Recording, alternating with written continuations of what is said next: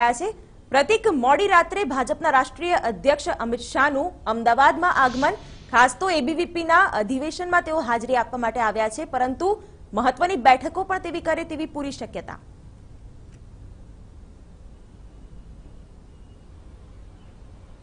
શિવાની ચોક્કસથી રાત્રે 12:30 વાગ્યાની આસપાસ અમિત શાહનું આગમન અમદાવાદ એરપોર્ટ ઉપર થયું હતું અને અમદાવાદ એરપોર્ટથી સીધા જ તે પોતાના નિવાસ સ્થાને પહોંચ્યા હતા। મહત્વનું છે કે અમિત શાહ આજે એબીવીપીનું જે અધિવેશન યોજાય છે, રાષ્ટ્રીય અધિવેશન, તેમાં હાજરી આપવાના છે અને સાથે જ ઉપરાષ્ટ્રપતિ વેંકૈયા નાયડુ પણ આ અધિવેશનમાં હાજરી આપે તેવી શક્યતા પ્રબળ બને છે। મહત્વનું છે કે અમિત શાહ જ્યારે અમદાવાદમાં હોય છે ત્યારે રાજકીય અનેક વિતર્કો ચર્ચા વિચારણા થતી હોય છે અને આજે તેમની મુલાકાત છે અમદાવાદની, તેને લઈને પણ અનેક અટકળો હાલ થઈ રહી છે, કારણ કે જે રીતે લોકસભાની ચૂંટણી પણ નજીક આવી રહી છે। ગુજરાતમાં 26 સીટો છે, 26 સીટો કેવી રીતે જીતવી, તેના માટે કયા પ્રકારના પરિબળોનો સાકટા ગોઠવવા, તમામને લઈને હાલ ચર્ચાઓ થઈ શકે તેવી પણ પ્રબળ શક્યતાઓ છે। સાથે જ જો વાત કરવામાં આવે તો ભાજપમાં જે આંતરિક જૂથબંધી ચાલી રહી છે, ખાસ કરીને જે રીતે નિગમ બોર્ડની જે સીટો ફાળવવામાં આવી છે તેને લઈને અનેક જૂથબંધીઓ સામે આવી રહી છે। આ જૂથબંધીને લઈને પણ અમિત શાહ કેટલાક સ્થાનિક નેતાઓ મળવા આવે ને અમિત શાહને તેમને જે ફરિયાદો છે તે ફરિયાદ કરે તેવી પણ પ્રબળ શક્યતાઓ છે।